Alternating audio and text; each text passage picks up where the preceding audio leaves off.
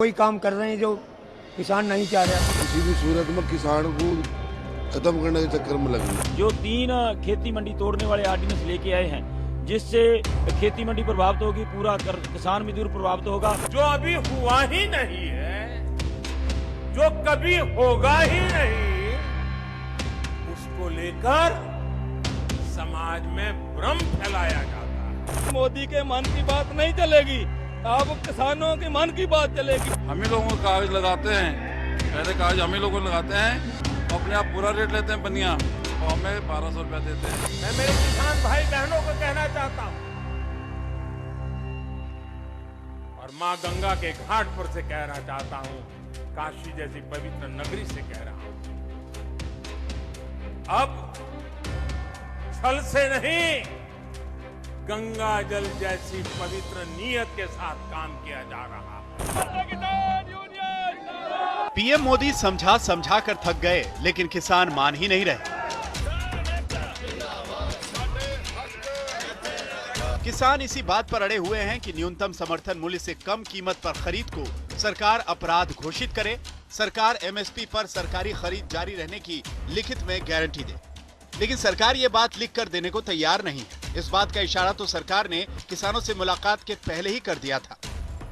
समाधान करने के लिए चर्चा करने को पूरी तरह तैयार हैं। अब देखते हैं, बातचीत होगी। उनका प्रस्ताव आए ना, तब विकल्प की बात तो बाद में उठती है कि अभी बैठक में बातचीत होगी। बातचीत में जो चर्चा में निष्कर्ष निकलेंगे तब बताएंगे। लेकिन बात इतनी आसान भी नहीं जितना किसान संगठनों को लग रहा है। सरकार के लिए ऐसा करना वाकई मुश्किल है। इसे समझने के लिए ये जानना जरूरी है कि एमएसपी क्या है और कैसे तय की जाती है।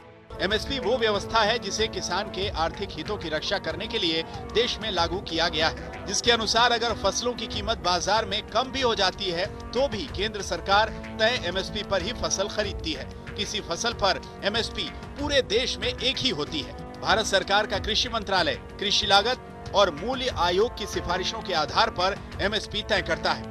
इस समय देश में 23 फसलों पर एमएसपी व्यवस्था लागू है, जिसमें धान, गेहूं, ज्वार, बाजरा, मक्का, मूंगफली, सोयाबीन, तिल और कपास जैसी फसलें शामिल हैं। नए कृषि कानून में किसानों की चिंता जो मुख्य तौर पर है वो ये कि सरकार ने अभी तक लिखित में ऐसा कोई आदेश जारी नहीं किया है कि फसलों की सरकारी खरीद जारी रहेगी। हालांकि सरकार के मंत्रियों की तरफ से एमएसपी जारी रहने का मौखिक आश्वासन दिया जा रहा है।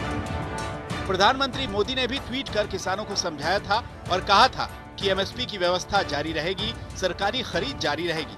हम यहाँ अपने किसानों की सेवा के लिए हैं। हम अन्नदाताओं की सहायता के लिए हर संभव प्रयास करेंगे और उनकी आने वाली पीढ़ियों के लिए बेहतर जीवन सुनिश्चित करेंगे।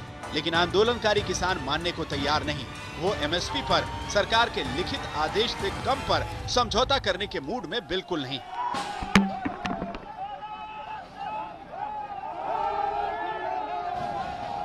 सरकार कहेगी कमेटी बना देते हैं, एक लेटर इशू कर देते हैं। ਜਦੋਂ कमेटी अंदोलन फेल करना हो ना, उदो सरकार कमेटियां बना दी है।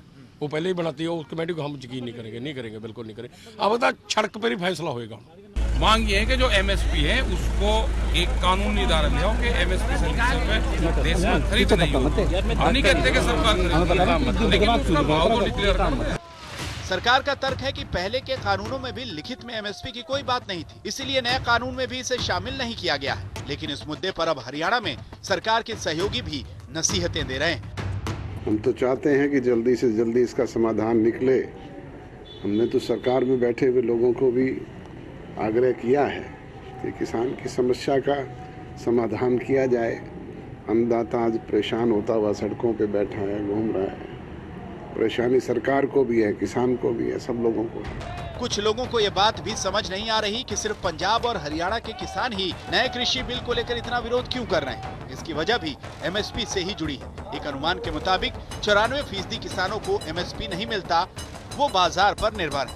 जबकि आधे से ज्यादा किसानों में न्यूनतम समर्थन मूल्य के बारे में जागरूकता की कमी है। इसके अलावा सरकार जो अनाज एमएसपी पर खरीदती है उसका करीब 90% तक पंजाब और हरियाणा से होता है। जानकार कहते हैं कि एमएसपी का सबसे ज्यादा लाभ पंजाब हरियाणा के किसानों को ही होता है, इसीलिए सबसे ज्यादा डर भी इन्हीं राज्यों के किसानों को लग रहा है। जो रेट ये निकालें गेहूं के, मक्का के, गन्ना के, उनका रेट देते नहीं। रेट निकालेंगे 1800 का और किसानों पे से जाएगा 1200। ऐसी गेहूँ, अब धान है 700 रुपये कुंटल बिकी है, मक्का जो है रेट निकाल रहे हैं 1500 का। ये आर पार की लड़ाई है। जितनी देर ये पांचों दोनों ऑर्डिनेंस और तीनों काले कानून वापस नहीं होते, ये लड़ाई यहाँ पर जारी रहेगी। हम के दूसरे देश से बात कर रहे हूँ, ऐसे बैरिकेड बना दिया, ऐसे बॉर्डर बना दिया, पीछे भी बॉर्डर बना दिए। पंजाब का किसान अपनी मांगे लेके आ रहा है, लड़कियां आ रही हैं, बीबियां आ रही हैं, बुजुर्ग आ रहे हैं, नौजवान आ रहे हैं। हमको कोई हक नहीं अपनी बात करने का। किसान और सरकार के बीच वार्ताओं का सिलसिला जारी है, लेकिन लगता नहीं है कि बात इतनी जल्दी बन पाएगी।